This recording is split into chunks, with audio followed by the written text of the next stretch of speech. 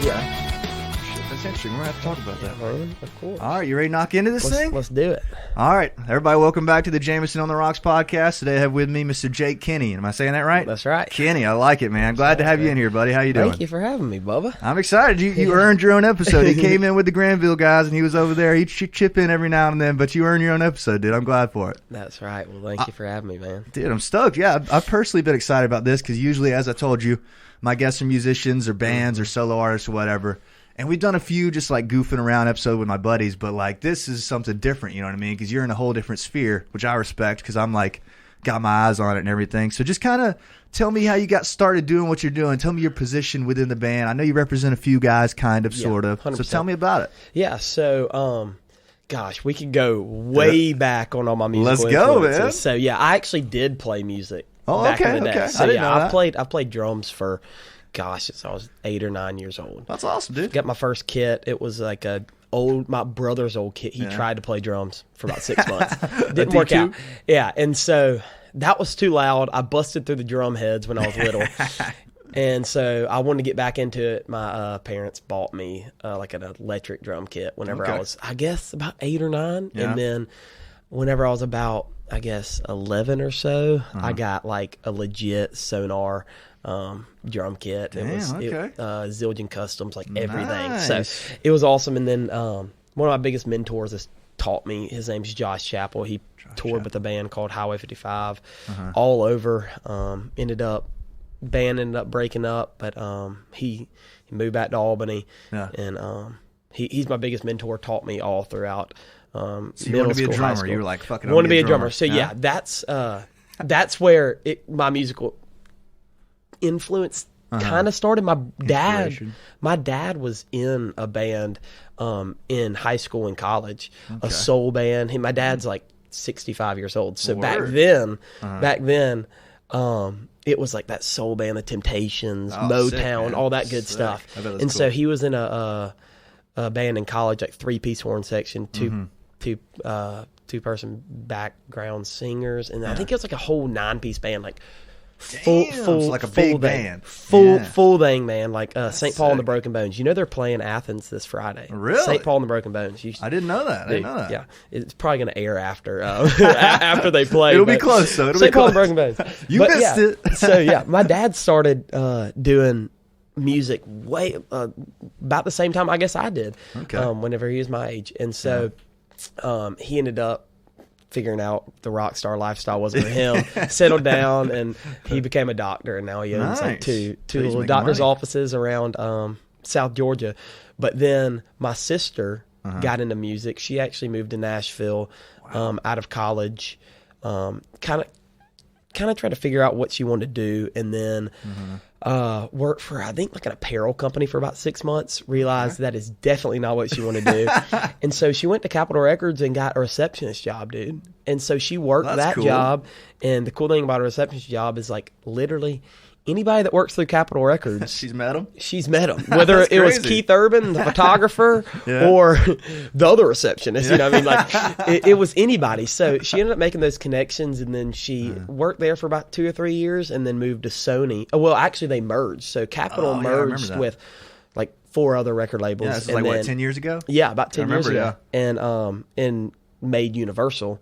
Yeah. And so she worked for Universal for about a year or two, and then ended up going to Sony record label. Okay. And then ended up about 3 years ago going to Spotify, and that's where she is now. Damn, so she's a big dog. She's a big dog, and that I feel like that's where my primary music industry influence came from. I feel like I have it in my blood to have a little bit of actually being able to play. And so so back when, like 2014, when I was, I guess, 13 years old, 14 years old, I was going to, I was younger than that. Yeah. I was 11 years old, going to shows, and I'll never forget it. Like one of her artists, Sam Hunt, when she was at Sony. No, that was Universal, when she was at Universal. Yeah. We went to his show at the Ryman, and that's whenever he was on the rise. So like Sam Hunt released like Leave the Night On, his like 5-track EP. Oh yeah. Over the summer, and then of 2014. Then in November, he released Montevallo, his album. Well, this was right after right after that summer. Montevallo hadn't even come out yet, but he was the first of 3 opening for Kit Moore, and I forgot who was in between both of them. And we went to the Ryman, and everybody came out for Sam Hunt, dude. And so my sister was working for him.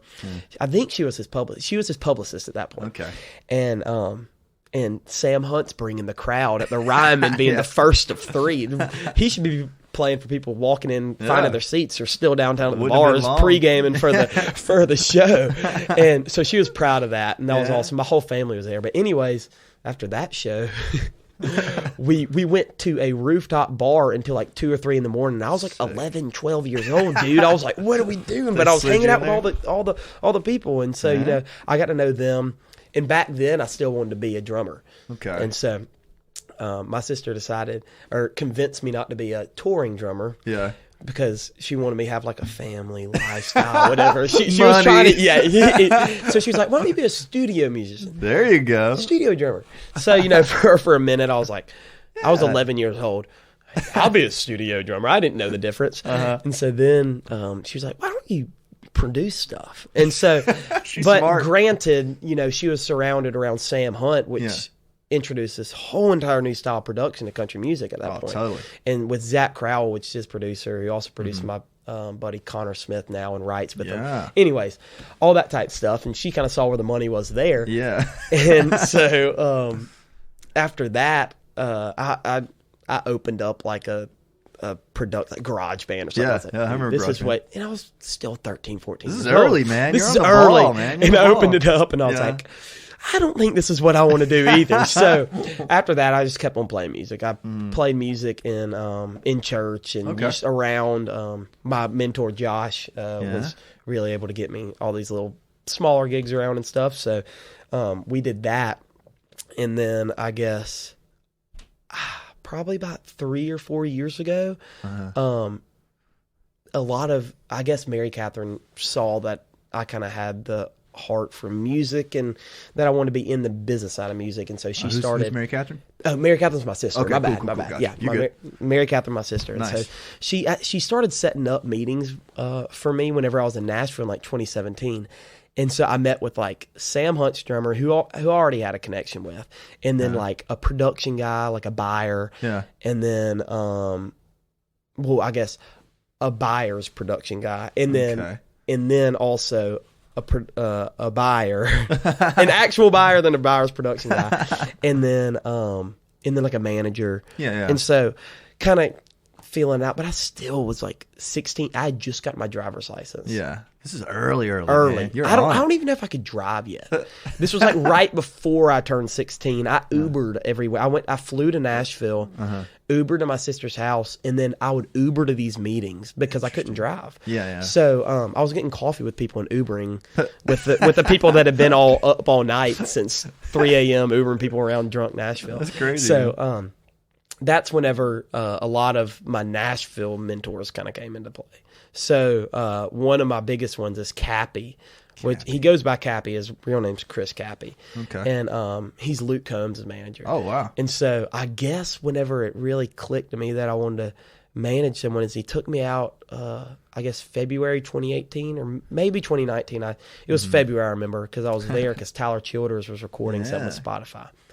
And he took me out to dinner and picked me up in his nice car. And so I was like, okay, here we go. And Luke Combs still is, on the rise. 2018, 2019. Yeah. But Luke Combs was also, selling out shows like it was nothing. So he took me out to this, me and Mary Catherine out to this rooftop steakhouse. And I was like, man, what are you going to get? And I was like, I don't know. Chicken tenders. I was about to say, do they have chicken tenders here? And he blessed me with a very great meal. Really? And that's awesome. And dude. I was like, wow. But he also, I was like, wow, this is awesome.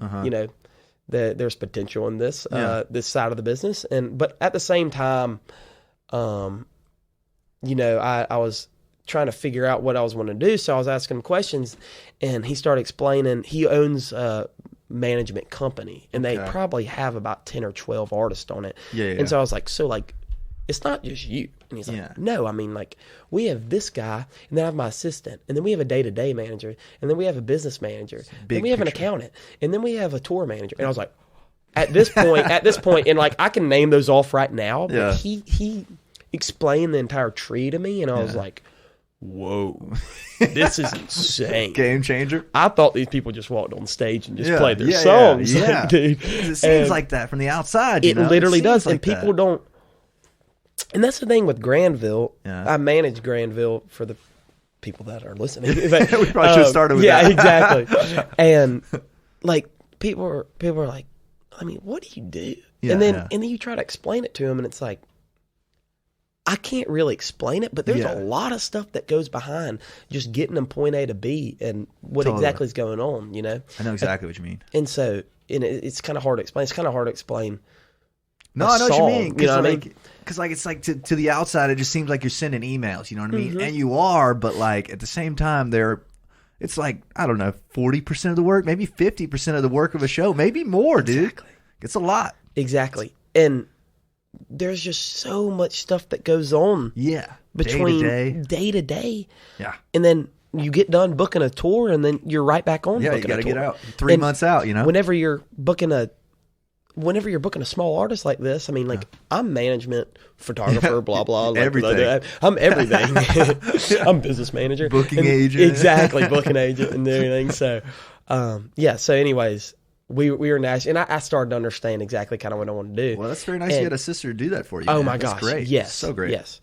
And Mary Catherine, I'm so blessed by my musical influences and I guess my music industry influences now. Dude, that's great. And so Mary Catherine set me up there. And so then Mary Catherine wants the best for me, but at the same time, she wants me to understand that Nashville is not a place where she can just place me. She can only get me so far, you know what I mean? Yeah. So she'll send my number to someone or set me up with someone or something like that. But I mean, it's up to me after that. And she's very, she stands by that. Yeah. But she's the best whenever it comes to talking, and she's always up for advice and everything. So I guess that happened about 2 years ago, and I started figuring out what I wanted to do. So I started, just cold DMing people. Yeah. Just DMing people like, hey man, let's go get coffee. Let's go get coffee. Let's do this. Let's do this. That's smart. And so I started feeling out the industry, making connections, artist connections,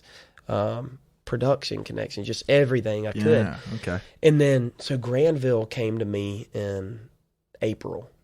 Okay. April, right before Shower Cap.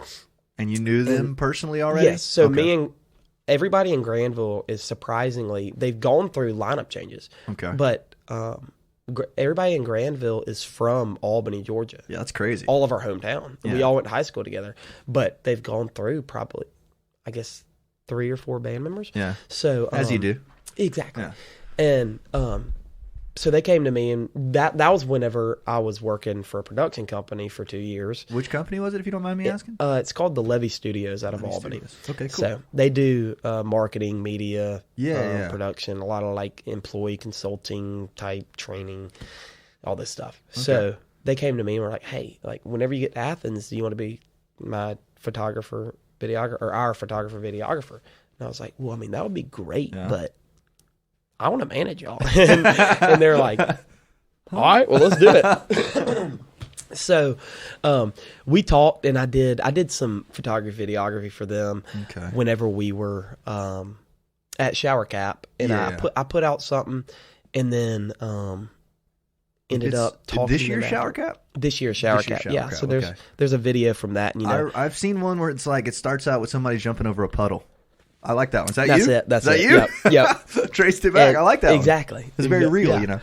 Yeah.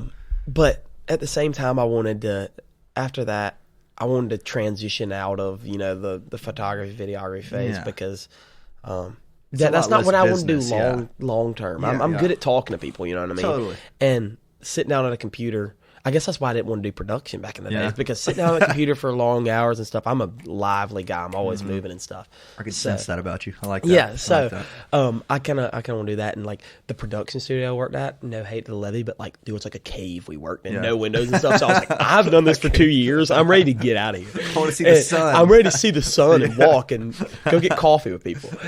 And so, anyways, yeah, so that's when it kind of started. I went on around May. Okay. We started booking them in about May. And May then it's 2019, 2020? 2021. Okay. This May. So only about 6-7 months ago. And then we booked a tour, started promoting them more, and, you know. What was that like for you, booking the tour? Because, like, I won't say that you didn't have much booking experience, but you pretty much didn't have any, right? Kind of, sort of? Like, nothing. Booking. Yeah, you know what I mean? Yeah. Nothing, dude. Nothing. And they text me, and they're like, yeah, I mean, like, we'd like to get a fall 2021 tour. Yeah. I'm like, all right, here we go. Here we go. I know some frat guys. Yeah. But, no, so going into that, I knew what a talent, well, actually at the same time, I learned like 3 weeks ago what the difference between a talent buyer and a promoter were. Yeah. I just figured it out. Talent buyer. I don't even know. Okay, hold on, wait. Talent buyer books the band for the venue. Books the band for the venue. And the other guy promotes it. Promotes it, but at the same time, he basically... don't quote me on this, anybody, but a promoter comes in and basically like rents out the venue, puts everything on the line. That's it. Yeah. So say Grandville was booked at the Georgia Theater, which they already have an in-house staff and everything. They don't. I don't really think they promote stuff that well there. But at the Warehouse, for example, they come in and I mean they pay. The promoter pays everybody. Yeah. And say they did something at the Mercedes-Benz Stadium. Luke Combs playing the Mercedes-Benz Stadium. I mean, like, you put hundreds of $1,000s on the line there just to... It's the risk. That's the guy that takes the risk. Exactly. That's the guy that takes the risk. But very much of a reward if it works out. Like, but if Luke Combs didn't sell tickets, then, you know, nothing. Promoter would be screwed. So, so I knew a promoter, which I thought he was a talent buyer for the longest time, until 3 weeks ago. Whenever I went to the show with him, but his name's Bradley Jordan, and he's from. He actually lives in Athens. Okay, but he owned the Peachtree Tavern in Atlanta, or I guess it's in Atlanta. Yeah, and him and Cappy, Luke's manager. Were extremely good friends back in the day, and he basically set Cappy up with Luke in 2015, 2014, and you know where it was? Luke Combs. Where did his manager find him? Guess where it is? Georgia Theater, maybe? 40 watt. Oh, really? 40 watt, dude. Interesting. Yes, and he said, hey, I'm promoting this show. Why don't you come and listen to this guy? I mean, I know you want to change or whatever. Yeah. Basically, they both were broke as can be, the lowest they could. I mean, anyway, the bottom. And the bottom. I know Bradley was. I don't know about Cappy, but Cappy ended up after that. Him and Luke, lowest they could be. Yeah. Trying to make it work, trying to make ends meet. And one of the coolest stories Cappy told me was that it was they were sleeping on couches, driving a raggedy car. And they were down to their last $50, dude. And their goal was to go get a new car. Yeah. And so, like, all the money they made, they put into a jar. And so they were down to their last $50, and Cappy was like, dude, this is their last $50. Like, I've given you everything I can. Yeah. And the next day or next week, they hit, like, a $1,500 show. Let's the next go, week they hit like a $10,000 show. Like it just kept on going up. And those numbers may be wrong, but you get the gist. I mean, it just took off. Break. And they bought like a 2009 Ford Fusion. They thought it was like the best thing known to man. Yeah. And so that's at the same time I was like, that sounds kind of cool. Oddly, that sounds cool. I want to put everything on the line for something. Yeah. That you and believe kind of in. be low. Like I want to put everything on the line. Something I believe in.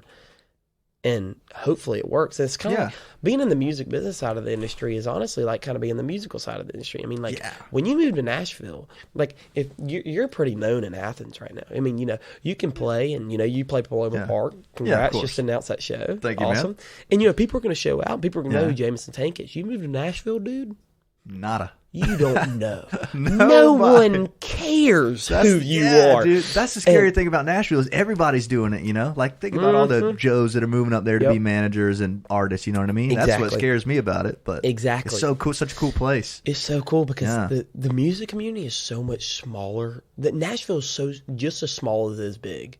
Okay. How so? And because I didn't, I've heard this so many times from people in Nashville, and I didn't really believe it till I really got connected up there, and everybody somehow is connected to another person. Yeah. Especially in the country music industry, and I kind of see that in I mean, you kind of see it in the jam band, Athens type.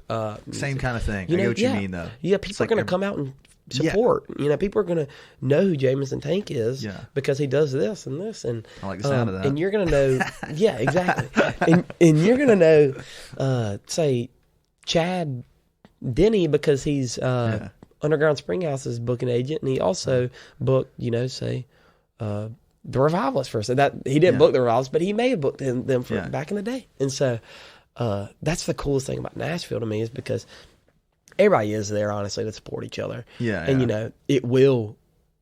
I mean, beat you down. It'll beat you down, but at the same time, it'll pick you back up when I listened to a podcast yesterday. It says Nashville is a town that owes you exactly nothing, but will give you everything. I went and watched it after I saw you shared it. It was, you watched Big Loud, right? I don't know the guy's actual name, but he runs the whole. Shout out Just Being Earnest. Just Being Earnest is a great podcast, dude. So great. So amazing. And that same thing that he said, like Nashville is 90% replicators and 10% creators. That's so true. He was saying a bunch of shit that I was like, wow, it makes so much sense. Yeah. And that guy's been there since 85. Yeah, so he just writes songs kind of. I'm sure he's in more stuff, but he's mainly songwriter. Yeah, he's a songwriter. And then I think he owns part of Big Loud. Okay. So I think that's where his connection is there. That's the thing about Nashville. Like, I put more attention to it, the like more business savvy I get, I guess. But it's like just crazy. Like, they're all like connected kind of. It'll be like, you know, like Ernest, Morgan Wallen, and Jason Aldean like hanging out just at a bar, and like their people are there. You know what I'm saying? Like, exactly. It's like network is everything. Exactly. Kind of here too, you know. Connections are. I mean, crazy. That's the connect. Yeah, it's crazy the connections that are in Nashville. Yeah. But also connections are everything whenever it comes to making it there. Yeah. I mean, you got to know this person. You got to have a reputation to yourself for yourself. But there was that one spot of the podcast. He was like, you just see people every night, and it's like, how is this guy not fucking signed? Like, I want to quit. They're so good. You know what I mean? It's like, that's crazy. It's like, wow. And it's so sad that, like, there's so many people out there that probably shouldn't be signed. Yeah. And there's so many people out there that should be signed. It's like an image thing? Yeah, and I watched, there's a song by an artist called Haley Witters, and she's a smaller artist. Yeah, I don't know. And she's on the rise and doing pretty well, and she's got some great music. Y'all should check her out. But they call Nashville a 10-year town. Yeah, I believe it. She says, I'm 12 years into a 10-year town. Been waiting tables to make, and it's a whole entire song about how she's been in Nashville for 12 years. And that's great. See, that's another realization I had. It was like when I moved to Athens, I started going to Georgia Theater, seeing people like John Langston, like Riley Green, like I don't know who else, but those are the two main ones I really dug. Yeah. And like, it took me a minute to realize it, but like, those motherfuckers are like 27, like when I first started seeing them or something like that. It was like, okay, these guys have been grinding for fucking 8 years. It's not like they're just coming out. I was just hearing of them. You know what I mean? Yeah, exactly. So it's like, wow, just crazy. And, you know, do they have a record deal then? And I mean, I guess if you're playing Georgia Theater, you probably have a record deal if you're in Nashville. Yeah. But, I mean, do you have a record deal then? Do you have this? I mean, like, people grind, man, for a while. And like, say Walker Hayes, that Fancy Like song. Oh, yeah. That guy's like 40, 45 years old, and he's just now taken off over the past 5 or 6 years. Oh, I forgot he's an older guy, yeah. I mean, he has a family of 6 or 7, dude. He's been doing it. And I'm like, man, like, that's crazy. But at this, and that's what a lot of people don't realize about Nashville is that everybody from the outside is like, oh, yeah, you know, Jameson's going to chase his dreams and gonna go make it in Nashville. And a lot of people don't realize that it takes so long. I mean, you have to be there and like building connections and connecting people, and it takes a while to do that and build a reputation. I mean, my sister has been there for 12 years now, and for like 2 years, 3 years, she was at the bottom of the totem pole. I mean, she was a receptionist at Capitol Records, and then now she's working at Spotify. Like now she's working at Spotify. And so, it's Nashville. We'll offer you or owes you nothing, but we'll give you everything. So it's a good roundabout on that. I think, dude, like honestly, your job is networking, kind of. Like I don't know. I hate to put a percentage on everything, but like 70%, don't you think? 100%. I mean, because like 100%, like just like grinding and like meeting the people and like talking to the manager after the show, at the bar if you're there, at wherever they're playing. Emails, got to stay on top of those. Like who to write the check out to. What's the deal? You know what I mean? What time we playing at? Graphics. That's all you. Yeah, exactly. So your networking is your thing, right? Yeah, networking's all of it, and that's why I said I like being out and about and talking to people on the phone and everything. And so I guess that's the gist of it. Yeah. And the thing is, if your band doesn't provide, then it's on me. Like, yeah. It's on me. And I guess I could talk about this right now. I hope this guy ain't gonna listen to this podcast. But I mean, like, so like this guy gave us. We had a gig on Thursday or Friday. And this guy came up to us, and we were selling shirts, selling merch, and it's $25 a shirt. And he's like, "I'll buy 4 shirts." I was like, "Well, all right." And I had hired a merch guy out, and the guy was like, "Yeah, this guy wants this," and I was like, "Sir, what do you want?" I mean, deal. All right, so here we are dealing with one person right here. Yeah. And I was like, "I got $100 bill," and I was like, "All right, do you want 4 shirts?" He's like, "Yeah, we'll take 4 shirts, but listen. You have to play Tightrope by Stevie Ray Vaughan." I was like, deal breaker. I was like, okay, cool. And so he gets 4 shirts at $100 or $25 a piece, $100. So he owes us. I mean, he paid the right amount for. He didn't give us a tip or nothing. Yeah. And so he comes up to me after he gets him. He's like, "Dude, I need that song played. My wife's gonna love it." And I was like, "Okay, I'm gonna try my best. I'll try my best." So I go up to the guys and I'm like, "Hey, can y'all play Stevie Ray Vaughan Tightrope?" And Jackson was like, "Well, yeah, we'll try to do it." And so the guys announce, "Hey, this is our last song," and they don't play it because they probably had 30 minutes left in their set. And, we have a pretty strict set list that we stay to. And what I do, I tried. And so this guy comes up to me and is like, man, what? Are you kidding me? Are you kidding me? I was like, man, like, I'm trying my best. Yeah. And it's just like dealing with stuff like that. And that's not the biggest instance, but it's just like bullshit work kind of. Exactly. You know what I mean? And you have to be able to distinguish who matters and who doesn't. And at the end of the day, like the fan's the most important person. Yeah. But at the end of the day, you cannot please everybody. Yeah. And working in the music industry, you have to honestly you have to learn to let a lot of stuff just fly over your head. Totally. There are so many, and there's some great people to work with in the industry.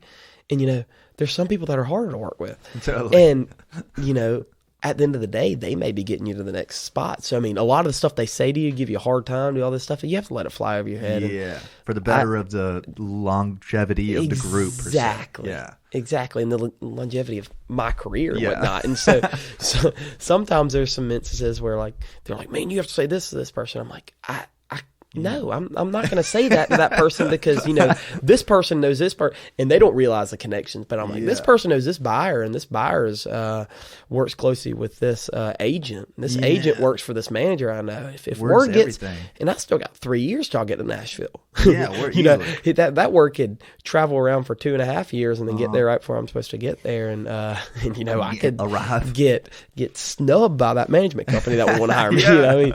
So it's interesting because like it's just like you're saying, like it's all about connections. Like when I was trying to get booked at the warehouse like a year ago, it was like I would talk to the guy at the warehouse, the guy who owns it. Gosh, what's his name? Not William. Brian Cowart. Brian Cowart, yes. And he'd be like, William's our booking guy, but he's really only booking guys that are already on his radar. So I was like, Really? okay, well, wow, okay, that makes sense. I was like, got to get on this guy's radar. There we go. So, and you work up to that, and then next thing you know, William's booking everything for you. You know what I mean? Exactly. Yeah. Which I haven't got there yet, but working on it. And Bridwell has connections, and this made it a lot easier whenever you do get into booking shows and whatnot. Like.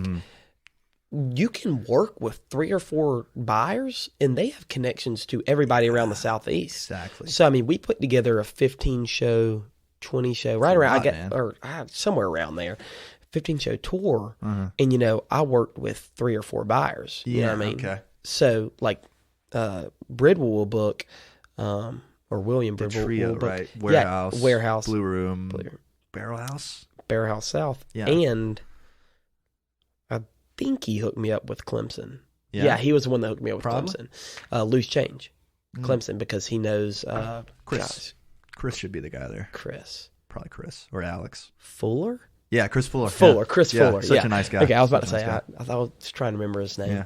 We ended up having to cancel that show. Shout out Chris. We had to cancel that show, but he was like the nicest. He was so nice about it. So professional. Of course. But that's interesting that you got to stay with it, because, like, say you, I don't know, play Blue Room one night and get in a fight with a manager about something, and it's like William heard, it's like, oh, the manager tells William that, oh, these guys are fucking tough to deal with, the manager's an asshole, yada yada, they were hounding me over this and that. It's like, well, fuck, they're not gonna book them again, you know what I mean? Exactly. It's like, that's like a lifetime loss for the group, kind of, per se, maybe.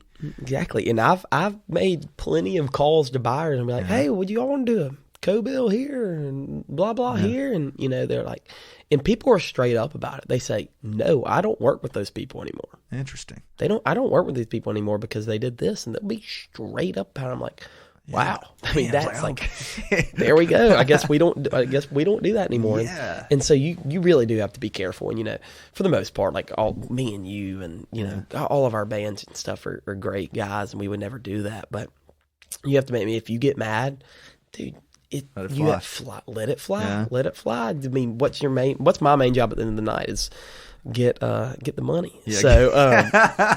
So make sure we get out of here what we earned. And sometimes if it does come down to it, it hasn't yet, but I mean, like, get the money and we will never be back in this town again, and it's fine. And don't say anything, just don't deal with it, and you should be good.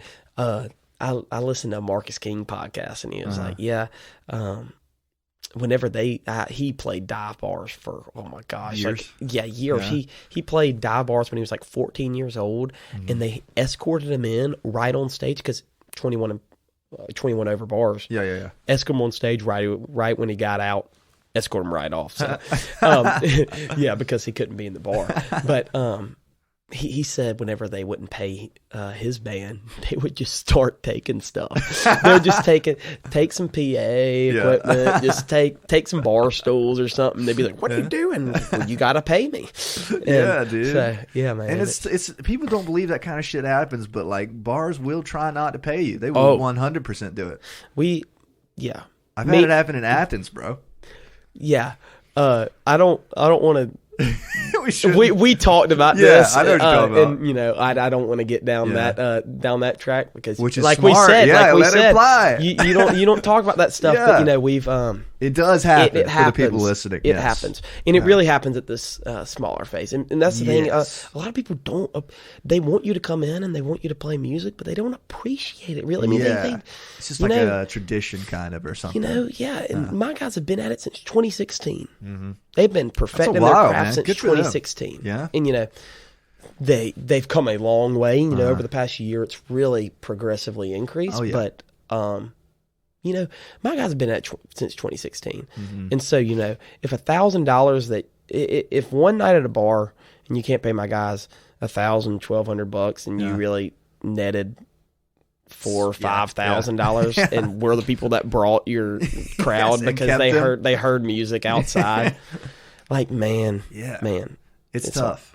I don't like to work with places like that, just for obvious reasons, but it's like really like two, I'd say, like, I don't know, like 6 people are netting you guys like they'll offer us $400. You know, it's like, bro, Exactly. 6 people in that bar are giving you $400. You know what I'm saying? Exactly. A night or like total. You know what I'm saying? Exactly. And that's where you make the money. Yeah. Is yeah. off those drink sales. Yeah, and dude. then if you charge $5 or $10 at the door, you know, dude, you're making some money. Yeah. And where you really learn that how much money they're actually making is the people that are 100% compliant with, you know, paying you and everything. And like, there's some bars that, and I 100% get it, are like, hey, we'll pay you right after.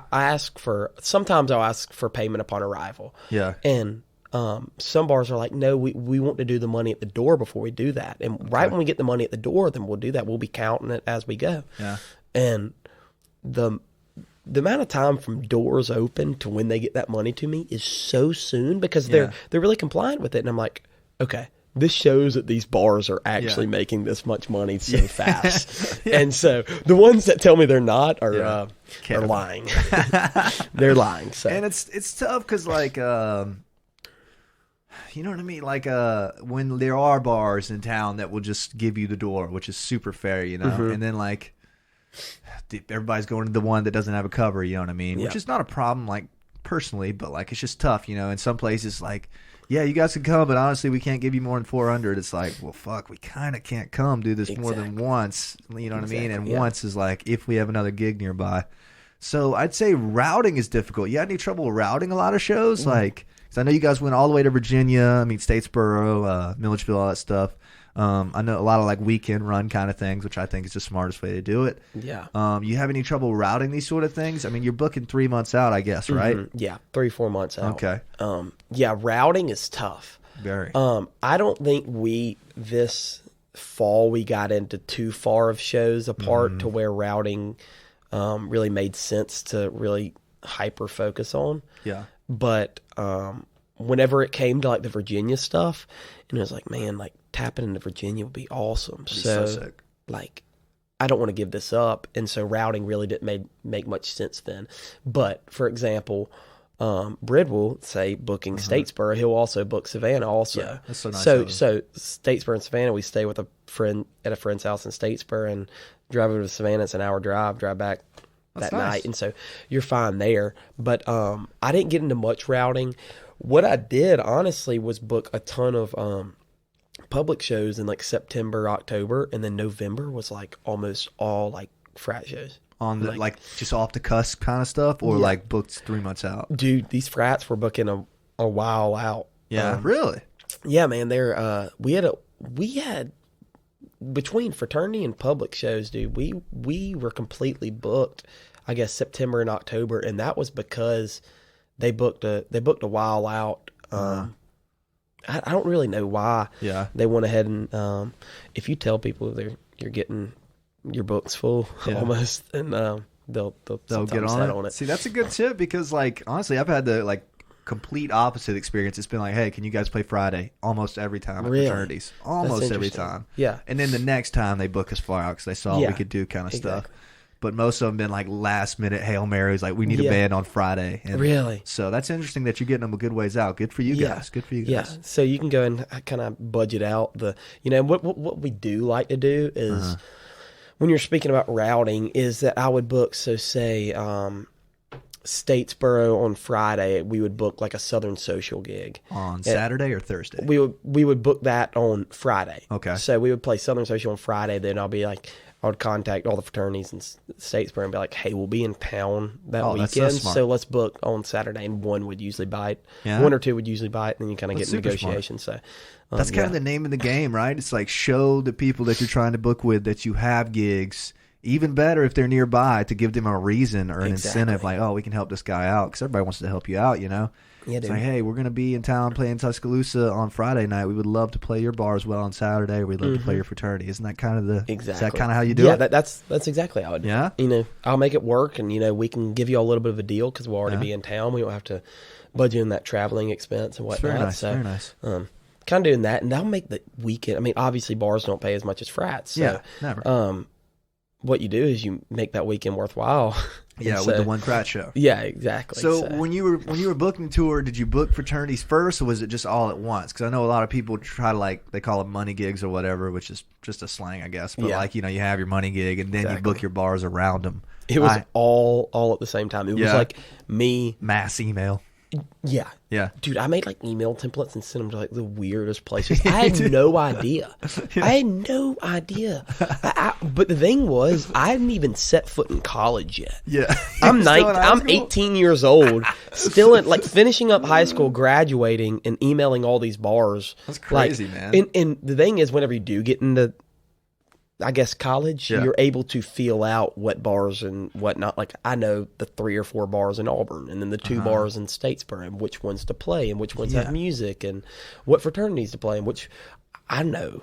That's great. I know a lot of stuff about, like, fraternity budgets for the rest of the year that I should not know. But I know the fraternity budgets and stuff. Networking. So we're back to the start. Exactly. You know what I mean? Exactly. That's interesting, dude. That's so fascinating to me, because I know how much of a craft it is. Because, like, you're like, my problem, not problem that I'm having right now, but like what I'm trying to work around is like, all right, I want to book these bar gigs that I can get, but like I don't want to be booked up every weekend and then fraternities be hollering at me like, yo, can you play Saturday? Exactly. You know what I mean? It's like, fuck, we're going to Tuscaloosa for $700. You know what I mean? It's like we're getting railed. But dude, like, you know, I can't leave them open either and just hope, you know? You know what I'm saying? So anything to say about that kind of? Not really. Not really. Yeah. It hurt. I've had a lot of gigs that have hurt. That, I mean, those that's kind of how we met. Ones that, you said something in a group me about a frat gig, right? You were like, "Yeah, does anybody need one this afternoon?" I was like, "Fuck, I want to do it." I know. I did, and that was because Ashton had the flu. Our bass player had the flu. Okay. And gosh, we had to give up. We ended up doing an acoustic set at that one with just James. They Jackson. told me about that. Yeah, but yeah, there's been some, dude, that I had to turn down. I was like, well, we're playing a bar. But that's tough. Yeah. But anyways, what interests me is that a lot of people, like, we're so involved in the frat, jam band, small bar market, but a lot of people in Nashville country music really doesn't exist in a frat market that much at all. Is there a frat market in Nashville? Well, I'm talking about in general. So say I was a country artist, it would be hard to get booked in Athens. You know what I mean? Totally. So it's pretty tough trying to figure out. Like my buddy Connor Smith, he played the Warehouse on Friday. Good for him. And I'd actually heard of him before I met you via TikTok. Awesome. So I'm on TikTok promoting the shit out of that song. Dude, that's another thing I didn't tell you. Me and him did TikTok on, I guess throughout the first half of this year. Yeah, like a campaign kind of. Yeah, so this is the deal with Connor. Connor is born and raised in Nashville. Okay. Me and him have been buddies. Connor has the coolest story. He's born and raised in Nashville, was in Montana, filmed a video of him covering Cop Car by Keith Urban. Keith Urban, yeah. But Sam Hunt and Zach Crowell, his new producer, wrote it and produced it. Okay. Well, I guess whenever they put it out for Sam, Zach produced it. Anyways, he tagged both of them. And Zach said he's gotten tagged in like so many of these things, and he just decided to look at this kid's, and ended up working out. He got set up with his manager now. That's and sick. It just started taking off. He got signed to a record deal in 2019. He released that video in 2017. Okay. So right around the time he got signed to a record deal, me and him got coffee. I think it was like maybe a couple months before or after, and so that's where that connection was built. But anyways, he signed in February, maybe January of 2019. Okay. I'm just now hearing of him. He did not put out a single song until June 2021. So they were planning it? 2.5 years. Damn. And so we can get into the whole entire label conversation. Yeah. If you want to. But not to degrade the label or anything, but you know, that's where he was coming from. Yeah. And he came to Albany, and we went out to my farm. We did a little hunting trip and whatnot. And I was like, dude, what is going on? It's been 2 years. It's been 2 years. Dude, you need music. This is what you're doing for a living, and you can't put out music. What is going on? And he's like, dude, I don't know. I want my music out so bad. This is what I live for, and you can't put out music because the label really wasn't letting them. Yeah, that's crazy. And I said, all right, let's do TikTok. And he's like, I'll never do TikTok. I'll never do TikTok. A week later, I get a call. Hey, man, you want to do TikTok? And I'm like, and he whoa. murdered it on TikTok, man. Oh my, they killed it. Yeah, with I Hate Alabama, dude, yeah, it was that insane. Whatever the video plan for that one was, I remember seeing those and thinking, "Fuck, that's probably gonna be a pretty big song." So good. His brother does all his video content. Really? So he's a brother that is like a producer, director, editor in Nashville. Yeah. And so Connor has the hookup when it came to that. So me and him started doing TikTok content and started getting more and more and more and figuring out the algorithms. And we made a fan group on GroupMe. Oh, fan group on GroupMe, and we got over 500 people in there. Damn, that's sick. Would give them unreleased stuff. Would get them like tickets to shows, give away those giveaways, kind of stuff. Give away a signed guitar, all the stuff. But this was still before I Hate Alabama and all this stuff. Then he told me he was releasing I Hate Alabama. And, dude, the Lord's timing is perfect because he released I Hate Alabama on Friday, and they lost on Saturday to Texas A&M. I was there in Tuscaloosa that weekend. You were playing. in Tuscaloosa? We were in Tuscaloosa playing. Everybody got pissed when they lost, and they left the bar. My God. I would have, too. I would have. Oh, my gosh. Tough dude. set, man. Tough set. Oh, my gosh. While Connor was absolutely, like, just on exuberant. cloud 9. I bet, That's amazing. man. So, yeah. It's honestly a pretty ballsy song, like just to say I hate a state in general, you know what I mean? Oh, like, my gosh. And it's going so well for him, man. And he showed me that song in July. And, you know, he had his Hunter Phelps wrote that song, and he had Hunter Phelps on the demo. And Connor actually didn't write that song. That's one of his only songs that I think he'll put out for the next few years that he didn't write.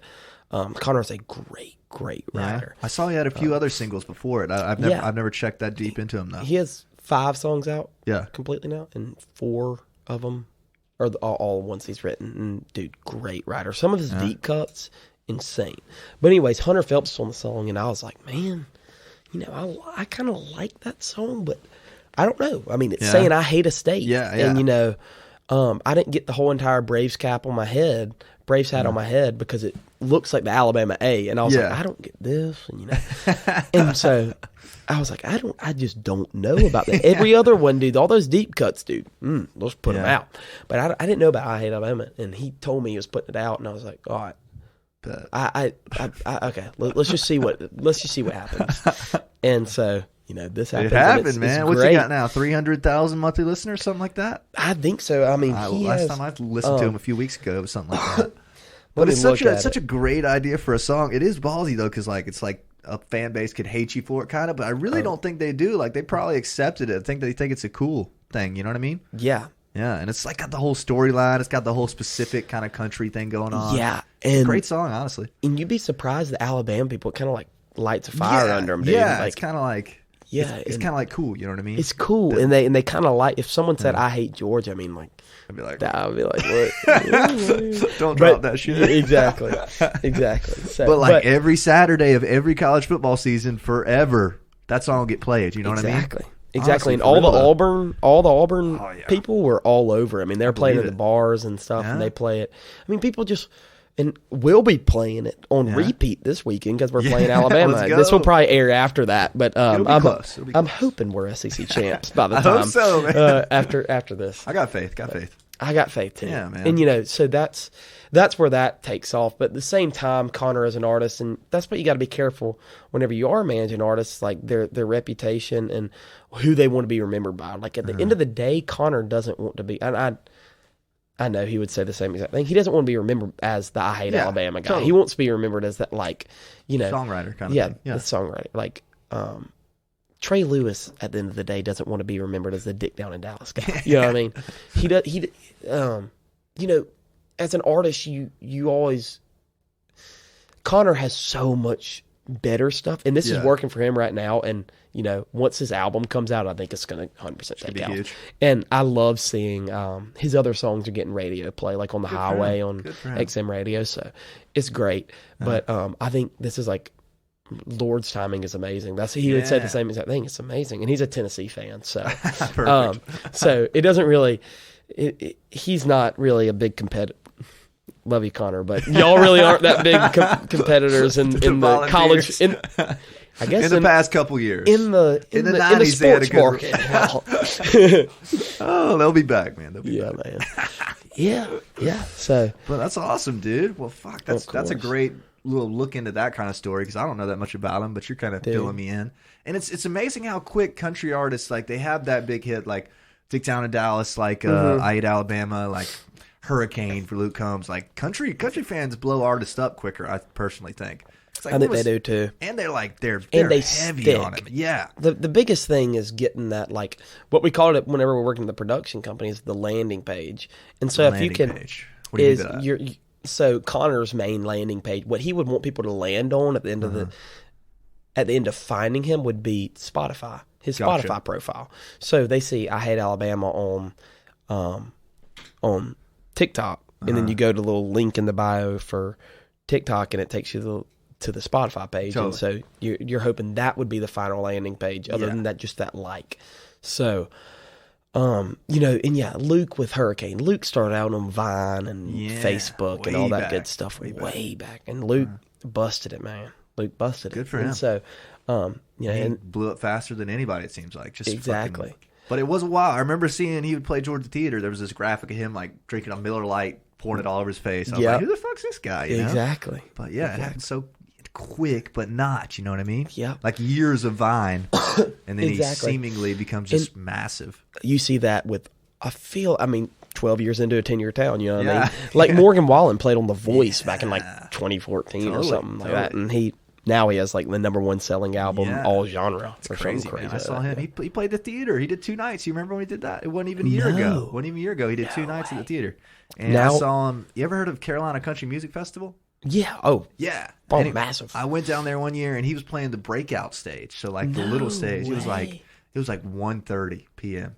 And like everybody meandered from the big stage over the back, and it was packed back there. I was like, damn, this guy's gonna be fucking massive. Yeah, and that's the crazy thing about country artists. They progressively, if you're gonna make it, you can tell. Like the Sam Hunt, Morgan Wallen, Luke Combs that I've seen grow. Like Sam was first of 3 opening for Kit Moore, and crazy. He packed out the house. Luke Combs played Mercedes-Benz Stadium with Eric Church. He was second of 3. It was Brothers Osborne, Luke, and then Eric Church, and that was in 2020. Yeah, 2019, December 2019, or like January 2020, and Luke brought the crowd, and there was probably about a fourth to about half of the crowd left for Eric Church, dude. Crazy. And whenever you get to that point as an artist, it's like, wow. It's like Entertainer of the Year is like waiting on you there, but you have to like continue. Almost like Connor, like I feel like he has a good shot of Artist of the Year. I mean, not Artist of the Year, New Artist of the Year. Breakout artist, right? Yeah, or Breakout, or same thing. New Artist, yeah.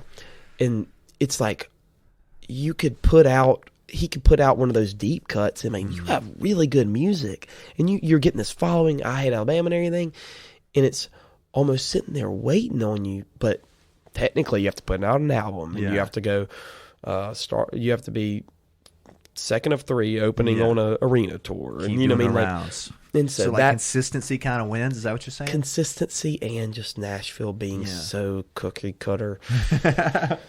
That's my least favorite part about Nashville. It's like the kind of doors on it and stuff. And that's what Craig Wiseman said, is like Nashville is 90% replicators and 10% creators. Yeah. It's very rare that you hear something like, that's not fair to say. I'm sure it's out there, but like sound-wise, like breaking through this like entirely new. You know what I mean? Like that formula's there. And you know, I'll get hell for this till the day I die, but that's why I love Sam Hunt so much. Yeah. It's because he was the person to come in. No one had released any type of music like him. He had the whole like pop thing going on. He had the whole entire like pop thing. Country. And gosh, kudos to him. Yeah, he was early. I do not, like, at the end of the day, I do not care about if something's country music or not country music. Don't give a shit. I it's a good song. do not care if it's a good song, if it's a good artist. If I like his music, I like his music. And if he wants to be classified. Now, if you were to start classifying Drake as country music, it's going to be a completely different thing. Yeah. But like, and then that's just a pointless argument. If you're too stupid to argue that, if you think you're smart enough to argue that, then you are stupid. Yeah. You are stupid. You just don't know enough about the genre. Or I mean, because when Garth Brooks started playing, he was, I mean, he might as well have been streaking across the stage of the AMAs, because no one had ever seen that before. Yeah. And when Johnny Cash... That ain't country. Yeah. That's one thing I don't like about the country thing is Well, that's not even fair to say, but like you hear that a lot. Like people like share something, it'll be like, "This ain't country." Like, who gives a fuck, man? You know what I mean? Exactly, like, dude. Just let them do what they're doing. Exactly. Like I'll get tired of songs, and I mean, I don't. Some of these songs I do not like, but I just hate the label. Like just snap the fingers. Oh, that's not country music. I don't listen to it. I'm like, yeah, like stop, dude. Good song's good song. I don't care what genre it is. Exactly. I listened to the Just Being Earnest with Jason Aldean. You ever listen to that one? Oh my gosh, great one. Great one. Yeah. What does he say in that one? He talks about this for a minute, talking about people always saying that one of his singles. Gosh, I remember when it came out, it had like a more like poppy sound. They were hating on it. It was like, that's bullshit.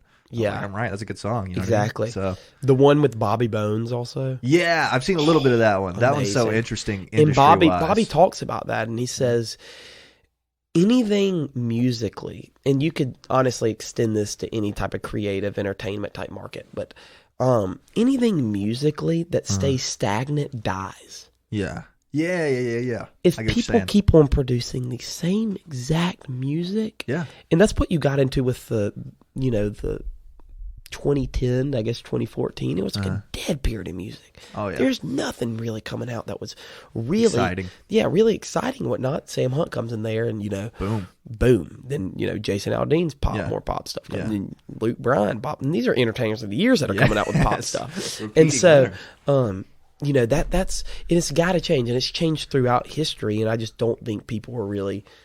They're too stupid to realize that it's changing throughout history. And hell, dude, I love me some Texas country. Oh yeah, I love me some Turnpike Troubadours who's coming back. They're coming back. I don't know much about them, but I hear they're coming back. Oh my! How did the Texas country thing happen? Like it's like just out of nowhere. Maybe I just wasn't super aware of them, but like it crossed over from like. Tyler Childers being like an underground artist to like sorority girls listening to him. You know what I'm saying? How did that happen? And it's crazy to think that that can happen now because back in the day, if you wanted to listen to an artist, they had to have been signed to a label. Yeah, you know what I mean? They didn't make it. They didn't make it unless it was like us that had personal connections. We could get your CD. or whatever. Our CD. You didn't make it, and the only way to get on a label was walking up. And putting your CD in the mailbox and playing your ass off and hoping they liked it. But so that's the great thing about social media and marketing and everything now is that people can listen to different types of music, and that's why you see, Childers is still based out, I think, Kentucky or wherever he's from, and Riley Green stays down in Alabama a good bit. Cody Johnson stays in Texas, and they're able to do this type of stuff and still make it from these places and have great following. So I think that's the main reason why these artists, once streaming came about and marketing, people can stream anybody they want to. Yeah. So I think that's one of the biggest. I'm trying to think of what's the name of there's this really big country page on Instagram it's like Rowdy Boots or something. You know what it is? It's either Raised Rowdy or I follow Raised Rowdy. It might be that one. It's not them. It's there's another one, but they post like it'll be like a graphic, be like, if you ain't listening to Tyler Childers, what are you doing? It's like, damn, these motherfuckers are in like control of what's popular. You know Whiskey what I mean? Riff. That's it. Whiskey Riff. I love me some Whiskey Riff. Yes, dude. And it's like, damn, these guys are like, they keep pumping that content. I wonder if that's a deal with labels kind of thing that they have worked out maybe to like push certain songs and stuff. I don't know. I think people have they have so much passion behind those Texas artists that it's real. It's like they own them, and these are the small artists not getting played on the radio, so they're going to surround around them, and which is great. That's what those artists need. And I'm glad they have all those fans, and they're selling out shows, so they have everybody behind it. But I think there's a part of everybody that's like, oh yeah, I mean, look, I'm behind this artist. Screw Sam Hunt of the world. And I'm like, dude, stop. You can like that other music. You're not your granddad that only listens to Waylon Jennings anymore. Yeah, dude, I'll never forget. You like Co Wetzel? I like some Co Wetzel. Co Wetzel came and played the theater, and he did. I wasn't that early on him, but like it was like the first record was out, and that was it. And I think there was probably like 200-300 people there to see him. It was like literally only a year and a half or 2 years ago, and like 200 or 300 isn't a lot. That's what for everybody. Like very empty theater. Yeah. For a national touring act coming in, not a lot. I've got videos. I need to send them to you because I think it's cool. And He just sat out there. He's like, man, I can't believe any of y'all have even heard of us. You know what I mean? And then literally a year later, like he could do 4 nights in there if he wanted, probably. Oh my gosh, easily. TikTok, social media. Yeah, people surrounding around ours, and people. I'm telling you, people just love the fact that they're able to associate with an artist like that. That they know that is really never going to get that radio play that they deserve. Yeah, but does that make it better? I think it kind of a little bit does. Maybe. I mean, yeah. And I don't even think these artists even want radio play. Yeah, it's not the big fish anymore. I mean, I guess like if you're trying to win Entertainer of the Year, it is. Yeah, but like exactly. success wise, like you can be very successful and never get a fucking radio play ever. You know what I mean? And these are the type of people that stay like us the rest of their life. You know what I mean? Like they can go home at the end of the day and like still enjoy the things that we enjoy today. Yeah. I mean, they're not high maintenance. You know what I mean? They don't really need it. These are the type of guys that really just like to get out there. Like Marcus King, for example. Yeah. Marcus King can be marketed in so many different type of markets, but like he loves to play. Go look at his tour. He plays 6 out of 7 days of the week, and it does not matter. Like he canceled a Bridgestone Arena tour in Nashville whenever I was there. He was opening for Chris Stapleton. Okay. And he canceled Bridgestone Arena. Massive. The biggest amphitheater in town? Yeah. No, it's like where the hockey Preds team, play. the Preds play, dude. Yeah. Like, I don't know, over 20,000 people, dude. Uh-huh. And then he scheduled a tour. He scheduled a show, a pop-up show at the Basement East. Maybe. Oh, dude, I know the Basement. Maybe a 500 cap venue. Bro, I was about to say I emailed the Basement East and they responded. They're No like, "Yo," way. they're like, "Yo, we'll get you in there sometime." I was like, "I can't wait." That's tiny, bro. I love that, wild, dude. bro. And That's he just so played the funny. Basement East instead. Yes, and I could have spit on him. And at Bridgestone Arena, I couldn't have thrown a football to him. Yeah, that's crazy, man. Yeah. So, and so these artists just like the tour, and those they like are the to play guys their that music. win. I think, you know what I mean. Like deep down, like if you're like just like the guys who fucking love to play, like Riley Green and like those guys that play at 4 shows a week or whatever, and like they could be so successful, like selling out the theater, I don't know, 3 nights straight, or selling out whatever amphitheater in the town, 2,000 cap, like that's pretty fucking successful, and you'll never hear them on the radio, ever. Exactly. Who listens to radio? I don't listen to radio anymore. Do you? I don't listen to radio unless it's trying to find Connor's song. But it is a big deal, though, it's I'm a sure. big deal. Yeah. It's like still like no one listens to radio, but it's still one of those checkpoints. Like if I heard my song on the radio, it'd be sick. And it's like we'll be the country radio station here loves Connor Smith. Really? What is the country radio station here? 106.1. 106.1. And I think they have a 101.5. Yeah. And they play Connor's song all the time. So that was the first time I heard it was in Athens. I ran out to my car. You should go to Connor's socials, and he posted a video of me. I was like, Connor's on the radio. And it's actually on his feed, which I'm surprised he posted it. But and it's me freaking out. But anyways, they kept on playing on the radio, and then I heard it on another radio station. And I was kind of used to this when we were all the friends in my car, and I was like, wow, like that's kind of, I mean, that's we didn't choose to put on that song. Yeah. Like, someone else chose to put on that song because, they like it. And, there's probably over 100 other people listening to that song right now. Like, that's pretty crazy to me. And so I think that's the cool thing about radio is just because. Yeah, it's nice to see the big wheels moving because you see a lot of artists, like obviously the bigger you get, even some mid-size, they'll post like their song and then the next day they'll do the ads. It's like, oh, these guys have relationships with these stations and like 100%. They've stopped by to play acoustic and stuff. And it's like, okay, they've been doing this for 5 years. And now they've got 20 ads on day one. It's like, good for you. You know what I mean? Exactly. So that's the big picture. Exactly. But to the untrained eye, everybody's just like, oh, they got picked up everywhere, you know? Exactly. Which doesn't happen, but it gets subtly picked up, like you're saying. And you got to go on radio tour. Yeah, totally. Connor's been doing radio tour. Really? It's it seems love to do that. Gruesome. Yeah. But, it's just I think he enjoys it. He gets such a positive mindset whenever it comes to it. He likes Connor really loves playing shows like Marcus King.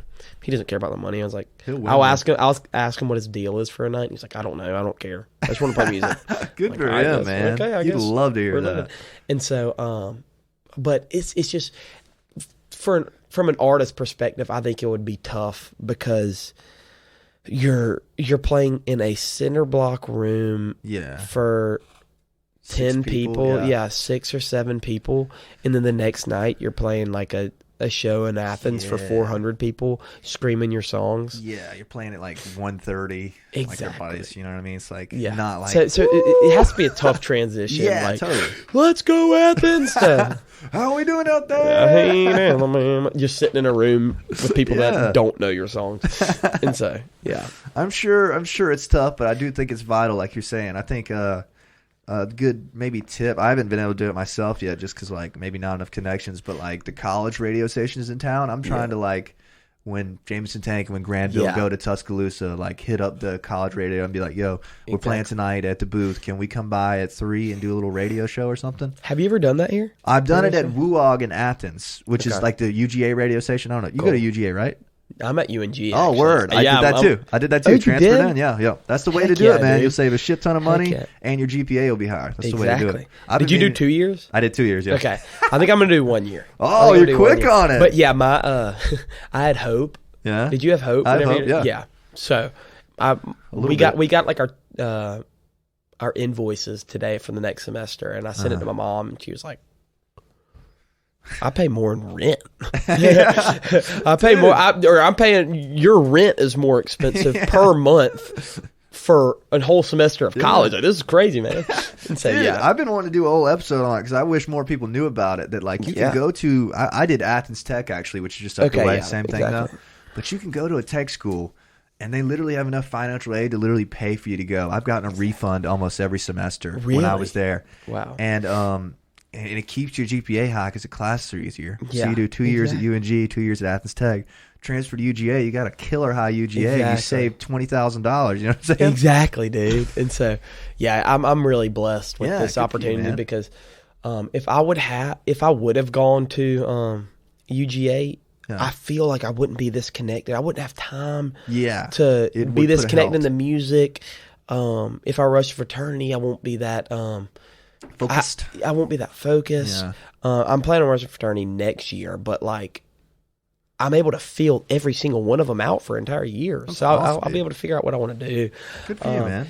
And, it gives me a lot more time. Obviously UNG is a little bit easier than UGA, so I'm able to focus heavily on music and that's awesome, dude. Heavily on school, Mom. Everybody's in a rush to graduate, man. But as somebody who's pretty much graduated, there's no rush, man. Take fucking 6 years if you need it, bro. Take 6 years. But anyways, getting back into music, I guess the thing for you, though, is you're not attached musically at all to either of these artists except for by, like, you're just fans of them. Yeah. So when you're taking a shot on Grandville or taking a shot on Connor, you really have no, like, I'm going to be able to do this forever with them. You know what I mean? Like, you're not, like, getting 10% of what they make forever. Right. Yeah, you know exactly. I mean? Exactly. So you're just doing it because you love them, which is better anyways. And I love working in music. That's why I want to do the rest. This is why I want to do the rest of my life, but not necessarily these gigs are going to be like 100%. Your lifetime, my lifetime. And this is what I've been blessed, and like things have been.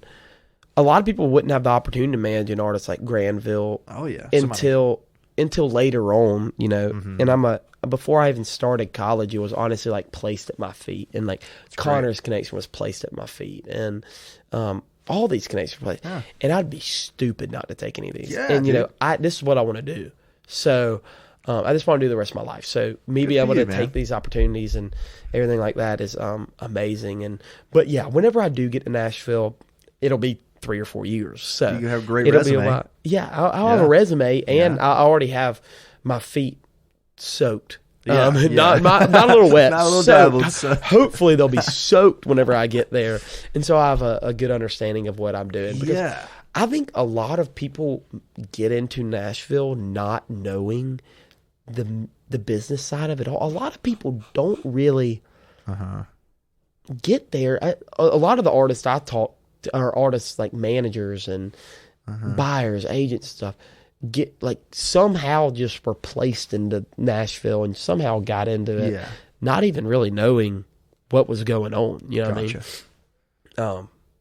I know plenty of people like that. Are like, oh well, but also there's a lot of people like that go to Belmont, pursue artist management degree, do this or pursue a production degree, and then they get into the market they want to be in, and they're like, I can't get a job. So it's really just like, I don't even know how it really works. I can't really make that call. It's one of those things where a degree is not going to really do anything for you. I mean, you'd obviously learn some stuff in the classes, but like what you're doing, getting your feet soaked per se 100%. Is a million times better. I don't think anybody could. No one can teach you the connections you make. Oh, no way. No one way. Can There's teach no you. networking class, you know what I mean? There's no networking class. And I mean, you seem to be really good at it so far, man. Well, thank you. You got an knack for it. Thank you. And you do too, dude. You're getting booked everywhere too. So. Thank you, man. I mean, I think you, like you kind of saying though, like you just know you want to do it. Like you're just kind of built for it, obviously. Like you can't like fake that. Like if somebody was bad, like with people skills, like they would not be networking very well. Exactly. But you're good at it, so keep doing it. Thank you, man. Thank you. That's what. So would you?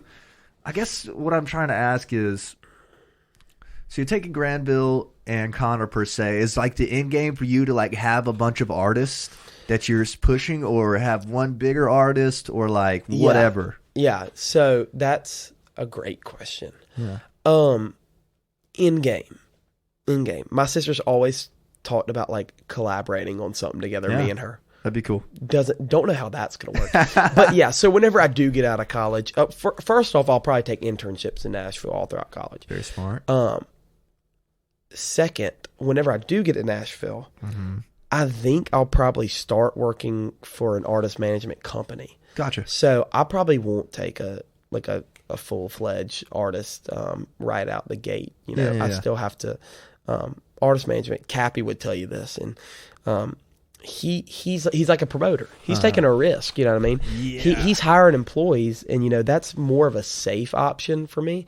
But at the same time, we were talking about like putting it all down on artists and like living in the streets on couches and stuff. But no, I think I have so many. I can figure out what scares me about people moving to Nashville is them getting involved with the wrong people that aren't going to set them on the right track.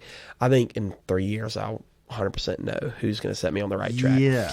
But Cappy would tell you. I mean, he has employees to pay. I mean, during COVID it was tough, but you know, those employees still got paid. So I feel like I would start with an artist management company, really feel out the ropes. So working for one. Gotcha. And hopefully, and what they kind of let you do in artist management company is like you'll come on as an employee. You know what I mean? Flat rate, flat salary throughout the year. And you know, once you start learning your ropes, then you'll get to a day-to-day manager position, tour manager type position, and then once you get through that, then you'll actually be able to take on an artist completely.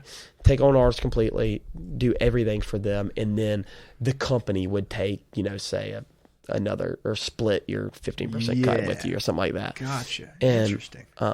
That's what I've seen. Yeah. Some are different. Everything your in Nashville path kind is of there. You know what I mean? If that's what you're going to do, it seems like you got your path figured out. Exactly. You just find a company kind of with 4 years of experience booking. You got a great start with Grandville and Connor. I mean, your resume is going to be massive by then. You know what I mean? Thank you, man. Like successfully booked, promoted, managed. 625 shows in 4 years or whatever. Exactly. You know what I mean? Exactly. So dude. that's awesome, dude. And like, you hear about managers kind of getting burned a lot. Well, I guess not really, but like you have no long-term contract. It's kind of the deal, right? Contracts it's month. Yeah, contracts with managers are kind of weird. Very thin, right? Very thin. Interesting. But and people move in and out of management all the time.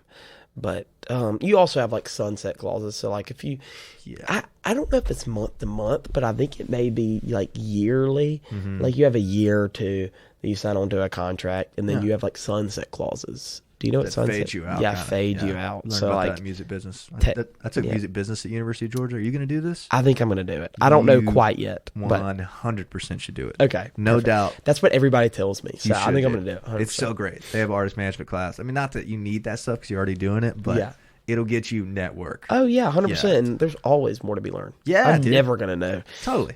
Everything. 100%. If you did music business, by the end of it, you'd be managing like fucking 6 bands. It's like everybody in the program is like a band and like usually popping, you know. Yeah, exactly. Yeah, so exactly. That'll be great. So. But interesting, dude. It's very very nice to hear about this kind of stuff because I'm kind of in it like I guess it's my choice, but like I don't have a manager kind of, but like it's nice to have a manager like you because you just you do pretty much everything, and Grandville just rides the creative side of things, right? Exactly. I say my job is everything other than making all they have to do is show up and play. That's great. I try to handle everything else, and that's obviously flexible. Yeah, of course. People don't understand how much work that is, though, man. Because like routing a tour, like leave it to it. If you reach out to somebody and you say, "Hey, February 18th is the only date I could do," somebody else is going to hit you up first and say, "No, February 18th to work," and then they hit you back. It's like, "Oh, fuck, exactly, we did that now." And just managing payments and splits and getting. Oh my gosh, there's just so much stuff like.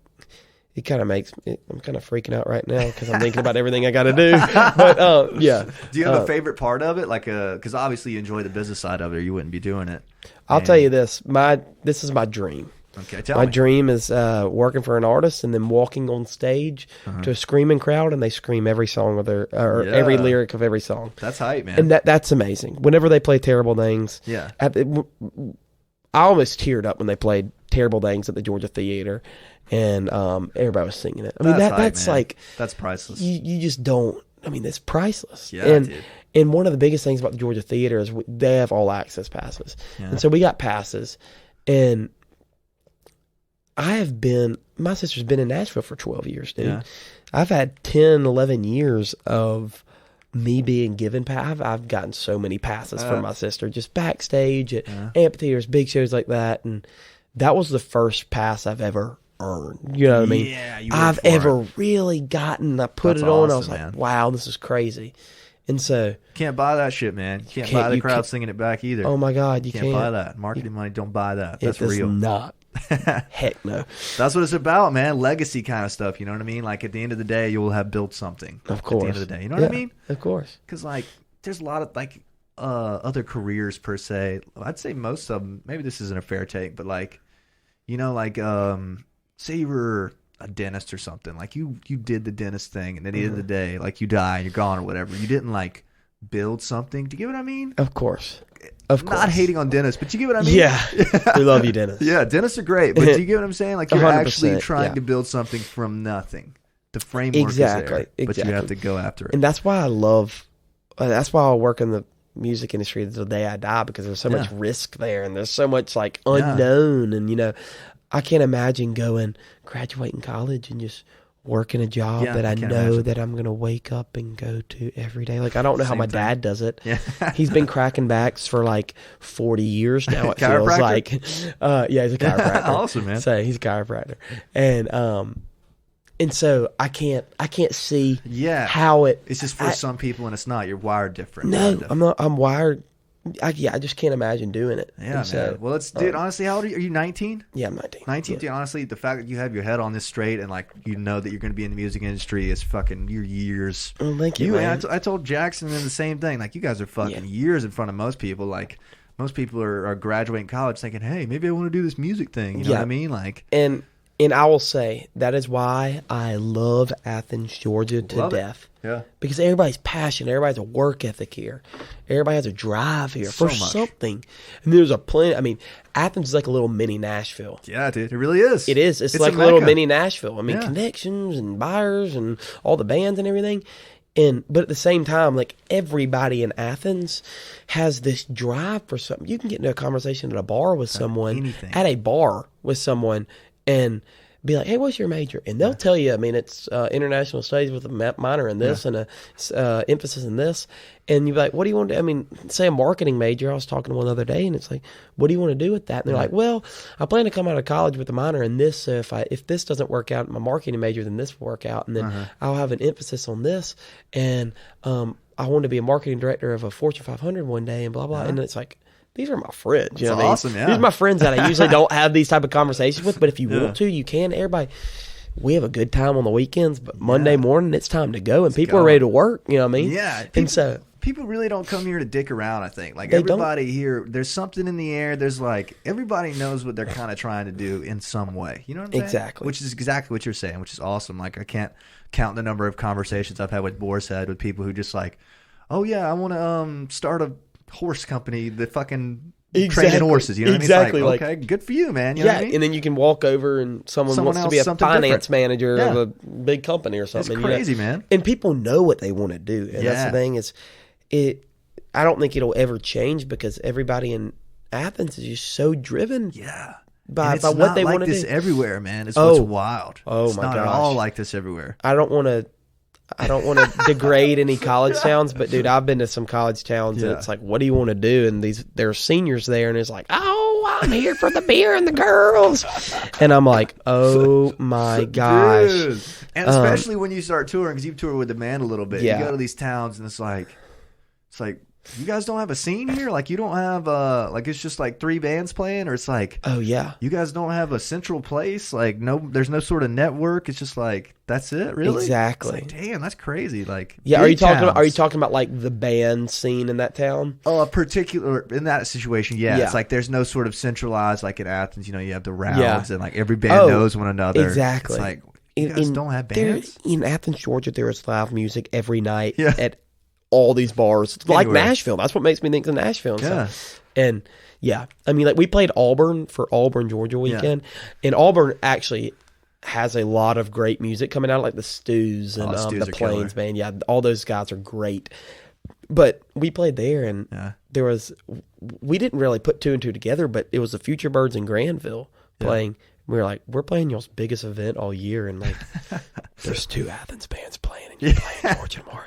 You're playing Georgia tomorrow, and you hired 2 Athens bands, and we were all laughing about it in the green room, and it was like, well, dang, it's where crazy. are y'all's bands at? Yeah, dude. Like, we'll go to like Tuscaloosa, for example, and they'll be like, we've never seen a rock band here. We don't get any rock bands coming through. The managers of the bars will tell us that. I'm like, really? Like wow. You guys don't have any kind of like centralized hub of music here coming through? And it's like, that's wild. And like when Alabama fraternities or Georgia Southern fraternity, not Georgia Southern makes sense, but especially when Alabama fraternities book us, I'm like, really? Like, why us? Yeah, exactly. Like, you guys should have plenty of bands. Like Athens, we're not bringing in that many Alabama bands or Auburn bands. You know what I mean? And the funny thing is like, there's so many bands in Athens that like, they're tired of us. Like, people are tired of Grandville. Yeah. Like, we all know it. Grandville knows it. It won't be for long. Yeah, and so it's kind of funny that like y'all come to another college town, and everybody's like, yeah, and that's the same way Athens is too. It's like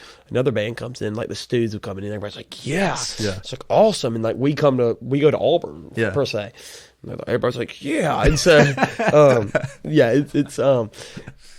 the frat market also is crazy. Learning that type thing. I mean, like, just people are all the college kids here are blessed with great frat market. Oh, I mean, you don't have that stupid wristband thing and security that you have to deal with and having to deal with the guest list and stuff. But at the same time, the talent that comes through here to frat markets is insane. The budgets are huge. It's amazing they can afford them. It's great. I mean, one fraternity put on almost near $100,000 show earlier this year, and I'm like, oh my gosh, that was a one-day show, dude. And I'm like, whoa, like y'all are crazy. And like, that doesn't happen. People live. The guy putting it on, I was like, dude, people live to put on stuff like you just put on. Like, that's their main salary every year. You know what I mean? Like, and he's just a social chair. Yeah, he's just a social chair crazy, and like organizer of the event. You know, you just dropped $100,000 on something on these artists coming in, and 1,000 people coming out. I remember it was when I first moved to Athens. I don't remember how I would see it, but fraternities used to like post their party schedule, and it'd be like fucking. I swear it'd be like fucking. It'd be John Langston, and then the next week it'd be Migos, and then it'd be Waka Flocka, and then it'd be Corey Smith. Like 4 weeks straight. I was like, how the fuck can they afford this? You know what I mean? How are you doing it? I mean, it's insane. It's crazy, dude. But then you'll go down to like Georgia Southern and like talk to them about their budgets, and they're like, oh, we don't have that much left in the rest of the semester, and it'll be like September, and you're like, wow, like that's crazy. That's a lot different. But, and then college kids, this is why Athens is awesome when it comes to music, is like college kids put on like Jam for Cam, like massive. An event that sold 11,000 tickets 2 years ago. Wow. 11 or 12,000 did they do this year? They had a cap on 7,500, so I think they did 7,500. Still a fucking ton, you know what I mean? People live their life to put on a event. Like, I mean, people live. That's like the end game. That's like the end game, man. To put on something like that, and so that people work festivals for the rest of their life like that. And these are frat guys, really not involved in music much, but they want to hear music. I mean, they want to put it on, and do it for a good cause, and then they drop over 100 grand, but make a lot more after like they did like $30 tickets. So word, yeah. All goes to donations or whatever. Yeah, one of like their fraternity brothers died a couple years back, sadly. But interesting. I think it's a good thing because it's been a big deal. Like I remember Springhouse did it one year. I guess that was the 11,000 year. Of course, and that was just crazy. I think the fraternity scene is really good for bands like Grandville, Jameson, like dude. Well, everybody, dude. Yeah, there's not a band in Athens that doesn't benefit from it unless they're like actively not trying to play them. You know, exactly. And like they're fucking some of the funnest shows I've ever played have been fraternity shows. Oh my gosh, because they pay for you, they get down. You know what I mean? They have a good time. Yeah, dude, and people are going to show up, and that's the thing that's why ticketed shows are so hard in Athens, because the market's so saturated. I mean, like we'll play a fraternity show 3 out of 4 weekends in a month, and then you go and you try to sell tickets to a Thursday night show. No one's going to buy tickets. They already saw you. They had the opportunity to see you 3 times in a month, like for free. So no broke college kid's going to pay $10-15 for a ticket. So ticketed events are a little tough here. I guess they're tough everywhere though. In a way, it's really tough in Athens. I think the theater, the shows have been kind of skimpy. Yeah, that's what I hear. Which is so sad. I hate 40 Watt as well, unfortunately, but they'll be back. I think everybody will be back. I think. Again, Athens is the market is so saturated, so it's so tough. I think one of the tricks on the ticketed things, I guess this is kind of obvious, is like play a place that people already want to be, like the theater. You know what I mean? That helps a ton, as opposed to another venue in town that we've played. You know what I'm saying? Yeah, and you know the 40 Watt and like the theater, they have so much history to them. Yeah, you know so much. People like that always makes it cooler. People like having that history behind them. So yeah, that's interesting, man, and it's nice that we're small enough as bands, or I speak for, you know what I mean, us, our sector of the band industry right now is like, we can play 4 frat shows in a month and like, we're going to burn the audience out, but it's like, okay, it doesn't matter. But a band like, I don't know, Future Birds or AFTM even, it's like, okay, well, we've sold out the theater twice and made over 20 grand each night. Yeah. We shouldn't play 4 frat shows because it'll hurt our next theater show. Exactly. You get what I'm saying? Exactly. So they only get to play in town once every 4 months, and we get to play fucking 4 in 1 month. Yeah.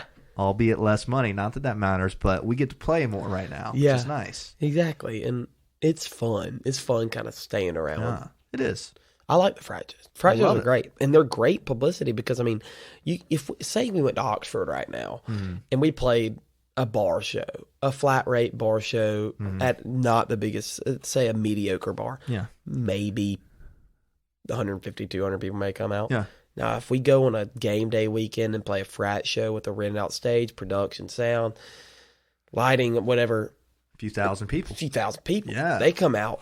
And they ask who you are, and you put a little sign up, and dude, and you get paid more. Yeah, I mean, a lot more. Is there even a question there for us? I mean, like, so if Connor comes in town, we actually talked about putting him on a frat show when he came in town last weekend. He played the Warehouse Friday and then frat show Saturday, and it's like, or we were going to try to get him on a frat show Saturday, and it was like country music artist coming in, and he was like, well, if the payment's right. I started asking about it, and I was like, dude, would you want to do it? I think I could put you on like a cool show. And he's like, well, I mean, I guess. Like, he didn't really even know what was going on because that's really never, that doesn't really happen with those. Country artists. So it's pretty interesting. That's interesting. There really doesn't seem to be a country scene here, unfortunately. Kind of. I would love it. Yeah. I'm going to flip it around in 4 years. Let's do it. Get it done, man. Get it done. I think you could do it. There used to be that guy that he's pretty popular now. Jordan Rowe? Jordan Rowe, yeah. He used to play like Moonshiners and stuff. And I actually just went on with him. I work for him now. Really? Good for you, man. Good for you. Yeah, dude. I remember he used to go and like fucking like, not Aaron Murray. Maybe, what was his name? Jake Fromm. Drake Fromm would always share it. I was like, okay, well, maybe we go to this show. Yep. But like, other than like people dropping by the theater and dropping to the warehouse is killing it with them. You know, Hardy, Coldport kind of stuff. We don't really seem to have much of a country scene. We don't. Which is surprising. But when Hardy comes out, it sold out in 2 minutes. He did 2 nights, right? Yeah. That's crazy. Yeah. Crazy. Insane, dude. Insane. But yeah. How does that happen? How do we not have a country scene at all? I mean, do you know James Mason? James Mason's a nice guy who makes country in town. James Mason. He's doing the whole moving, driving back and forth to Nashville thing. Okay, cool. Nice guy though. I've talked to Bradley Logan Crosby. He's really talented too. He's here. He's a senior, so interesting. He's doing some cool stuff. So Bradley's awesome. He came up and did a song with Connor. Yeah, good for him. Yeah, man. So, well, maybe it's that I don't know. Maybe there's just not enough of them because, like, if there was, like, if they had a band and like they were playing like fucking like Jason Aldean and Sam Hunt shit every night, like they would be killing it. Yes, you know what I mean? And people listen to that here. Yeah, it's not like they don't man. listen to it. Yeah. I think the whole entire history around Athens is that it's not that much of a country market. Now Tuscaloosa, Knoxville, all these Auburn, even for say like. That's more of a country. They don't have that much history. They don't have history as from anything else.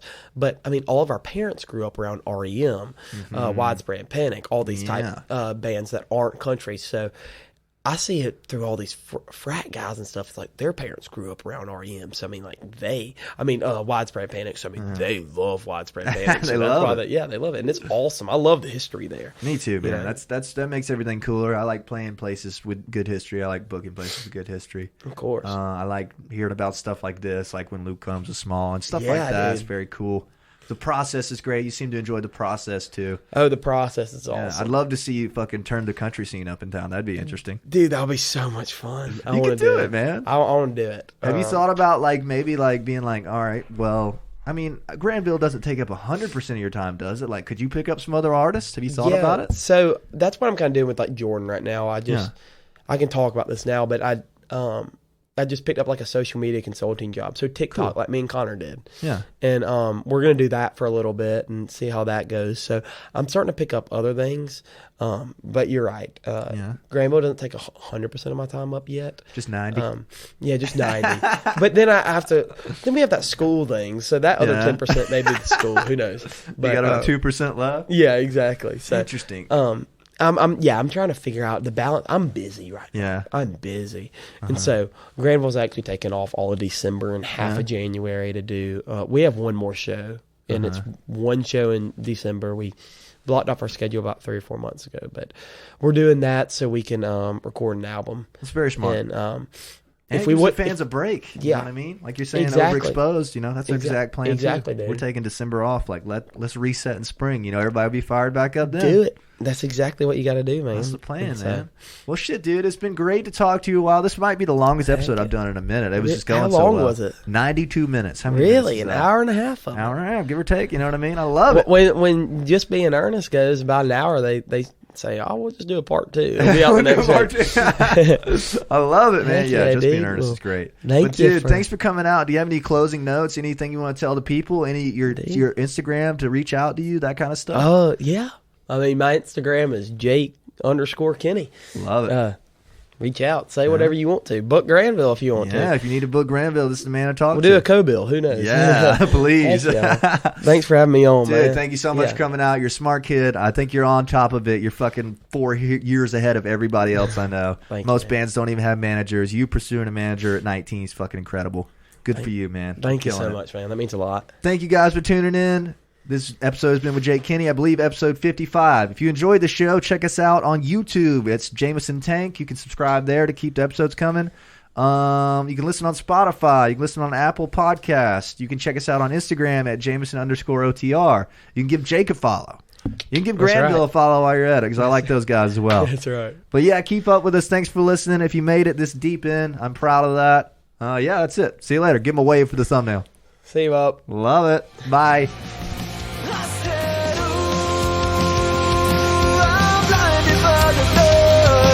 And I can't sleep until I feel your